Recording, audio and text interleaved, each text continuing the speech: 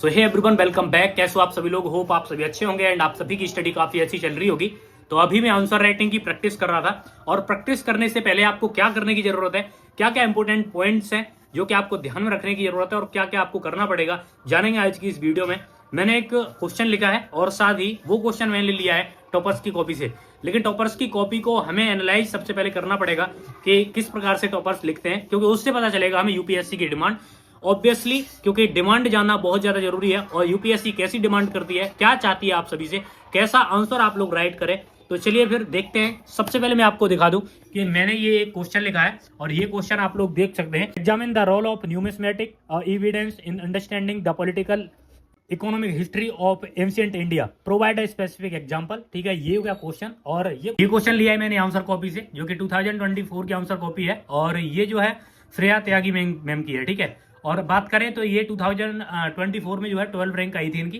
तो इसमें जो क्वेश्चन है वो मैंने यहाँ पर जो है लिख लिया है, लेकिन अब इसको मैं सॉल्व करूंगा। लेकिन उससे पहले इनका अगर आप लोग देखोगे तो इन्होंने जो है इसका स्ट्रक्चर कैसे बनाया है, क्योंकि मैंने कई सारे टॉपर्स की कॉपी देखी, उस टॉपर्स में मुझे ये कॉपी जो है अच्छी लगी और इसी वजह से फिर मैं इसी को एनालाइज कर रहा हूँ। और इनकी जितनी भी कॉपियां हैं उन सभी को मैं डिफरेंट डिफरेंट कोचिंग से उनको निकाल के और उनको मैं एनालाइज करने की कोशिश कर रहा हूँ और उनको समझने की कोशिश कर रहा हूँ कि एक्चुअल में आंसर कैसा डिमांड करती है यूपीएससी।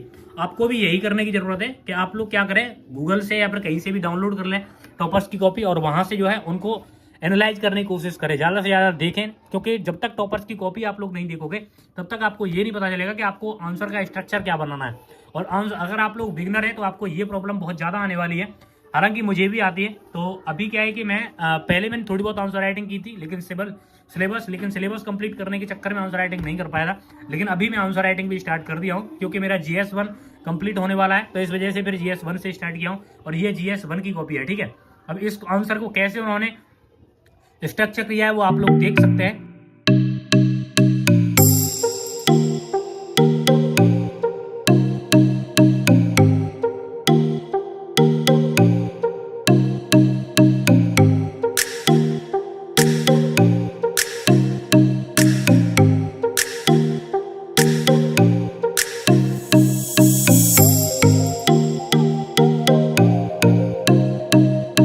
इस आंसर को तो मैंने इवेल्युएट कर लिया है एंड देख लिया है कि कैसा क्या स्ट्रक्चर है, लेकिन अब इसी आंसर को मैं कैसे लिख सकता हूँ वो जानेंगे आज की इस वीडियो में। तो चलिए फिर स्टार्ट करते हैं एंड मैं आपको इस वीडियो में आगे बताऊंगा कि क्या क्या पॉइंट आपको जो है इंपॉर्टेंट हो सकते हैं आंसर राइटिंग करने से पहले। तो लास्ट वीडियो में आप सभी के कमेंट्स आ रहे थे कि कोई अफोर्डेबल कोचिंग हो और क्वालिटी कंटेंट प्रोवाइड करा रही हो तो बताएं। तो मैं आपको बता दूं PWI उनमें से एक है जो कि अफोर्डेबिलिटी के साथ क्वालिटी कंटेंट प्रोवाइड करती है। सभी के लिए एक इंपॉर्टेंट इन्फॉर्मेशन है, यानी 2027 टारगेट ईयर वालों के लिए Sankalp Hindi and English medium and साथ ही Pinnacle English medium foundation batch सिर्फ 13,499 में। अगर आपका टारगेट ईयर 2026 है तो आपके लिए है प्रहार हिंदी एंड इंग्लिश मीडियम और Titan English medium foundation batch सिर्फ 10,999 में। अगर आप एक कॉलेज स्टूडेंट हैं तो आपके यूथ ईयर्स को प्रोडक्टिव बनाने के लिए है यूपीएससी प्रारंभ, जो कि 3 ईयर प्रोग्राम है, जो आपको यूपीएससी की A to Z प्रिपरेशन के साथ फर्स्ट 2 ईयर्स में आपको हार्ड एंड सॉफ्ट स्किल की क्लासेज के थ्रू आपको सिमिल्टेनियसली इंडस्ट्री और स्किल का कवरेज भी देता है।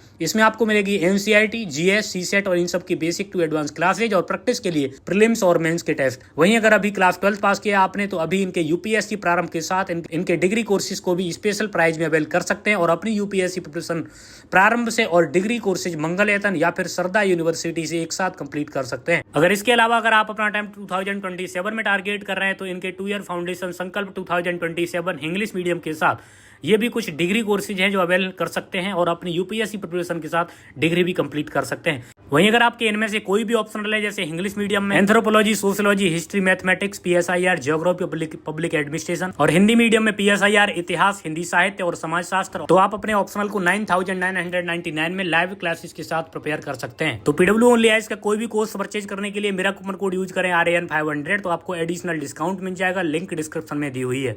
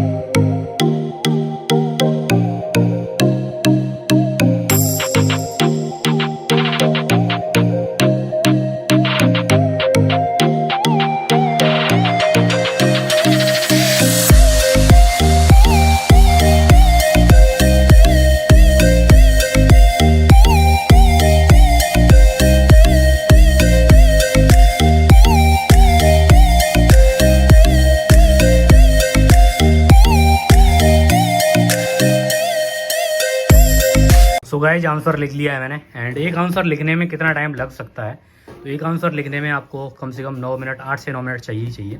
तब आप एक आंसर को जो है लिख पाओगे, और इतना ही मुझे टाइम लगा। लेकिन मैं परफेक्टली आंसर नहीं बोल सकता हूँ कि मैंने परफेक्ट आंसर लिखा है, क्योंकि इसमें और उसमें अंतर दोनों में बहुत डिफरेंस है। डिफरेंस इसलिए एक एक्सपीरियंस का होता है और साथ ही मोस्टली डेली आंसर राइटिंग का होता है, ठीक है। लेकिन अब मैं डेली आंसर राइटिंग स्टार्ट कर रहा हूँ, लेकिन फर्स्ट आंसर है मेरा, और ये इसमें और इसमें काफ़ी अंतर है। लेकिन तब भी खैर मैं ज़्यादा से ज़्यादा जब एनालाइजेशन करूँगा, ज़्यादा से ज़्यादा एनालाइज करूँगा, ज़्यादा से ज़्यादा टॉपर्स की कॉपियाँ देखूँगा, तो उसके बाद फिर मेरा भी आंसर सही हो जाएगा। लेकिन टाइम लिमिट आप ध्यान में रखें, और शुरू में अगर नहीं भी रख सकते हैं तब भी कोई दिक्कत नहीं है, लेकिन उसके बाद फिर आपको टाइम लिमिट देखनी पड़ेगी। और आंसर जब भी लिखें तो आप थोड़ा कम वर्ड में और बहुत कुछ लिखने की कोशिश करें, क्योंकि एक वर्ड लिमिटेशंस होती है और 2 पेज ही होते हैं ओनली, मतलब 2 साइड। अगर एक पेज की बात करें तो 1 साइड और 2 साइड, ठीक है। ऐसे ही 2 पेज होते हैं, तो ये 2 पेज मान लो ऐसे, ठीक है। तो ये आपको खैर करना है। और दूसरी बात ये है कि आंसर लिखते टाइम आप उससे पहले आप ज़्यादा से ज़्यादा टॉपर्स की कॉपी को एनालाइज करो, ताकि आपको पता चल सके कि एक्चुअल में जो है ये टॉपर्स जो है आंसर को कैसे लिखते हैं। और जब तक आप इसको नहीं समझोगे तब तक कुछ नहीं होने वाला। इसलिए ये ज़रूरी है कि आप ये जान लो कि टॉपर्स की आंसर जो कॉपी होती है वो कैसी होती है, ठीक है। और बाकी डेली आंसर राइटिंग करोगे, इसके लिए आप क्या कर सकते हो, मैं टिप्स आपको बता दूं कि आप यूट्यूब पर जाओगे तो यूट्यूब पर जो है बहुत सारे लोग ऐसे मिल जाएंगे जो आंसर राइटिंग करा रहे होंगे। SCPW लिया इसका चैनल है, या फिर कोई और भी चैनल मिल जाएंगे जो आंसर राइटिंग कराते हैं प्रॉपर, ठीक है। तो उनसे आप आंसर राइटिंग कर सकते हो, और वहाँ से आप डेली आंसर राइटिंग सीख सकते हो, प्रैक्टिस कर सकते हो। दूसरी बात, अगर आप लोग आंसर लिखते हो, मैंने ग्रुप का लिंक दे दिया है डिस्क्रिप्शन में, वहाँ से आप लोग उसको ज्वाइन कर लो। वहाँ आप अपने आंसर बना के सेंड कर सकते हो, और आंसर कॉपी सेंड करोगे तो मैं आपको कुछ चीज़ें अगर मेरे साइड से होंगी तो मैं आपको बता दूंगा। बाकी और भी एस्पिरेंट होंगे, वो एक दूसरे की मदद कर देंगे। तो आप जो ग्रुप को ज्वाइन कर सकते हो ज़रूर ज्वाइन करें, ठीक है। बाकी आप लोगों ने देख लिया कि आंसर यार डेली लिखो, कुछ भी हो जाए आंसर डेली लिखो, लेकिन ऐसे ही मत लिखो जब तक पहले सब्जेक्ट कंप्लीट ना कर लो। पूरा एक सब्जेक्ट कंप्लीट करो, सब्जेक्ट कंप्लीट कर लोगे उसके बाद फिर आप अगर आंसर लिखोगे तो अच्छा रहेगा, क्योंकि आंसर कहीं से भी लिखा जा सकता है। और आप उसको जो है जब तक सब्जेक्ट कंप्लीट ना करें तब तक आंसर राइटिंग स्टार्ट ना करें। मैं आपको सब कुछ बता दिया है। अब क्या क्या पॉइंट है जो कि आपको याद करके रखने हैं, और जिस टाइम आप आंसर राइटिंग करें तो उस टाइम उस चीज को इम्प्लीमेंट कर सकते हैं। जैसे कि सबसे पहले एनालाइज कर रखी हो जो कि टॉपर्स की कॉपी होती है उन सभी को।